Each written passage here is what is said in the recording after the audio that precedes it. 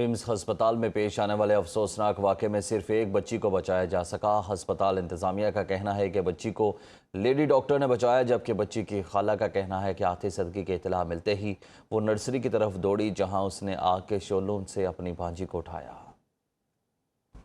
मौके पर मौजूद थी। दरअसल आज मैं सामने वार्ड में थी, तो जो अंदर से फीमेल आ रही थी ना, तो वो कहते हैं मर्द को बुलाएं, मर्द को बुलाएं। मैंने कहा क्या हुआ है? कहते मर्द, मैं अंदर से वार्ड से मर्द को बुलाया है। मैं फिर पूछा, मैंने कहा क्या हुआ है? कहते आग लग गई है। मैं फिर अंदर भाग गई, मैंने कहा मेरी बच्ची भी अंदर है, मैं उसकी खाला हूँ।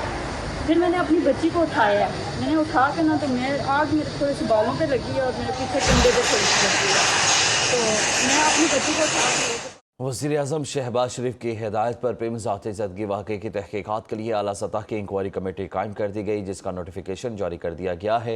रिटायर्ड वफाकी सेक्रेटरी शाहिद खान कमेटी के चेयरमैन मुकर्रर किए गए, जबकि major general retired doctor Khurshid उतरा, डॉक्टर बैरिस्टर नबील अहमद अवान और डिप्टी कमिश्नर इस्लामाबाद कमेटी के अरकान होंगे।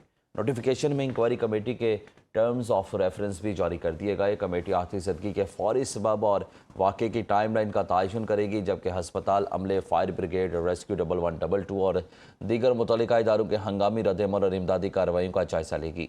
कमेटी नौमौलूद बच्चों, बिलखसूस हाई रिस्क नौसाइदा बच्चों की मुंतकली और इनखला के लिए हंगामी SOPs पर अमल दरामद का भी जायजा लेगी। पिम्स में फायर सेफ्टी इंफ्रास्ट्रक्चर और हिफाजती जवाबित पर अमल दरामद की जाँच के साथ वाक़े में तगफलत या जिम्मेदारी का तयन भी किया जाएगा। कमेटी मुस्तकबिल में ऐसे वाक़यात की रोकथाम के लिए इस्लाहात की सिफारिशात देगी।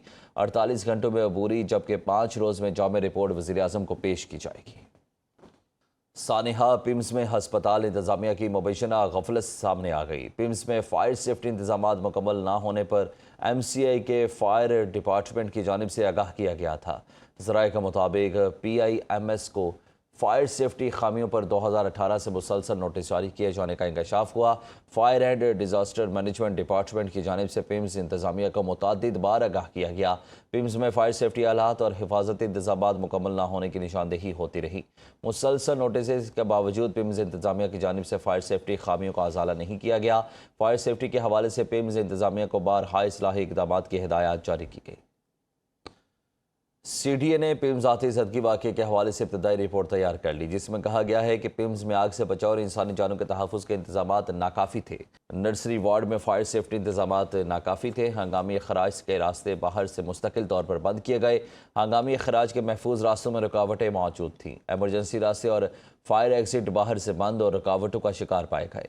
जाए वक़ुआ पर हजूम को मुहस्सर तरीके से मुनज़्ज़म करने के इंतजामात नाकाफ़ी पाए गए। इब्तदाई रिपोर्ट वज़ीर-ए-आज़म को पेश कर दी गई।